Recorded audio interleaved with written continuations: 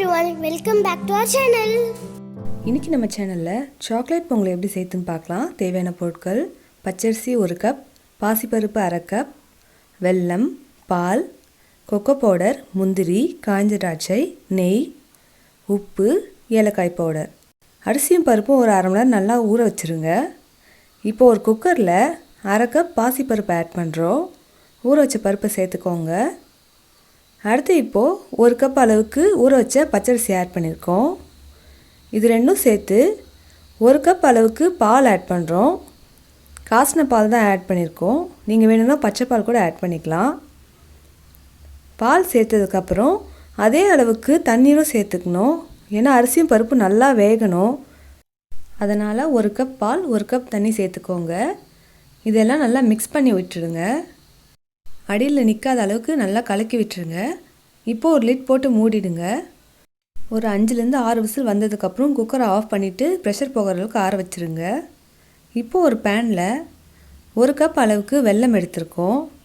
நீங்கள் பனங்கல்கண்டு யூஸ் பண்ணி கூட செய்யலாம். நாங்கள் வெல்லம் யூஸ் பண்ணி செஞ்சுருக்கோம். இப்போது அதுக்கு 1/4 கப் இல்லை 1/2 கப்புக்கு தண்ணி ஆட் பண்ணிக்கோங்க. இந்த வெல்லம் நல்லா கரைச்சி எடுத்துக்கலாம்.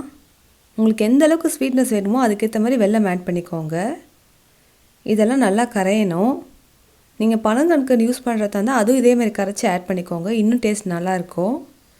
இப்போ வெல்லம்னா நல்லா கரைஞ்சி பொங்கி வர ஆரம்பிக்குது. நீங்கள் இதே சாக்லேட் பொங்கலை டெய்ரி மில்க் வச்சு கூட செய்யலாம். அப்படி யூஸ் பண்ணுற மாதிரி இருந்தால் இந்த வெல்லம் தேவையில்லை. ஆனால் நம்ம கொக்கோ பவுடர் ஆட் பண்ணுறோம். ஸோ அதனால் வெல்லம் யூஸ் பண்ணியிருக்கோம். வெல்லம் நல்லா கரைஞ்சி கொதிக்க ஆரம்பிச்சிச்சு.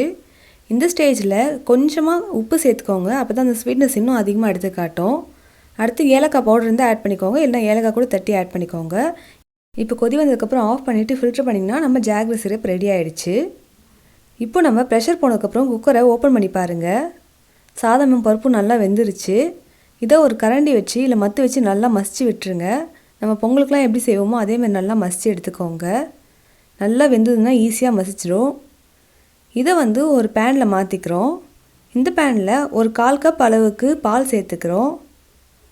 பால் சேர்த்து நல்லா மிக்ஸ் பண்ணி விடுங்க. அப்போ தான் இன்னும் கொஞ்சம் நல்லா குழையும், நல்லாயிருக்கும். நீங்கள் பால் தான் சேர்க்கணுன்னு அவசியம் இல்லை, தண்ணி கூட சேர்த்துக்கலாம். பால் சேர்த்தா டேஸ்ட் இன்னும் நல்லாயிருக்கும். இப்போது இதில் 2 டேபிள் ஸ்பூன் அளவுக்கு கொக்கோ பவுடர் ஆட் பண்ணுறோம். இந்த பவுடரை நீங்கள் டேரெக்டாகவும் ஆட் பண்ணலாம், இல்லைனா பாலில் கலந்து கூட ஆட் பண்ணலாம். பட் மேக் ஷூர் லம்ப்ஸ் எதுவும் இல்லாத அளவுக்கு ஆட் பண்ணிக்கோங்க. அப்போ தான் ஈவனாக எல்லாத்துலேயும் மிக்ஸ் ஆகும் அண்ட் சாதத்தோடு நல்லா சேரும். ஸோ இது நல்லா மிக்ஸ் பண்ணி விட்டுருங்க. இப்போ இது நல்லா மிக்ஸ் பண்ணி ஆயிடுச்சு. இந்த ஸ்டேஜில் நம்ம ஜாகரி சிரப் ஆட் பண்ணிடுறோம்.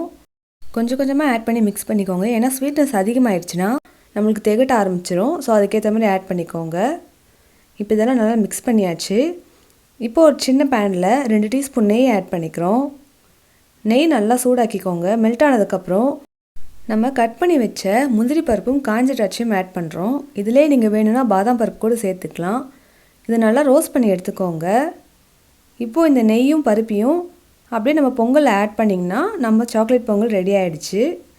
உங்களுக்கு பொங்கல் இன்னும் கொஞ்சம் டார்க்காக வேணும்னா இன்னும் நீங்கள் கொக்கோ பவுடர் ஆட் பண்ணிக்கலாம். பட் இந்த அளவுக்கு இருந்தாலே ஸ்வீட்னஸும் நல்லாயிருக்கும் அண்ட் அந்த சாக்லேட் டேஸ்ட்டும் நல்லாயிருக்கும். ஸோ இது நல்லா மிக்ஸ் பண்ணி விட்டிங்கன்னா நம்மளோட சாக்லேட் பொங்கல் ரெடி ஆகிடுச்சு.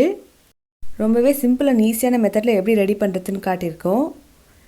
இதே நீங்கள் cocoa powder and jaggery syrup add பண்ணாமல் நீங்கள் டெய்ரி மில்க் சாக்லேட்டை மெல்ட் பண்ணி ஆட் பண்ணலாம். பட் அந்த டேஸ்ட் ரொம்ப டிஃப்ரெண்ட்டாக இருக்கும்.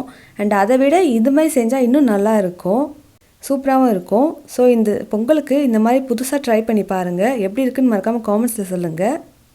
இனிய பொங்கல் மற்றும் தைத்திருநாள் நல்வாழ்த்துக்கள். Thanks for watching. லைக் பண்ணுங்கள், சப்ஸ்கிரைப் பண்ணுங்கள்.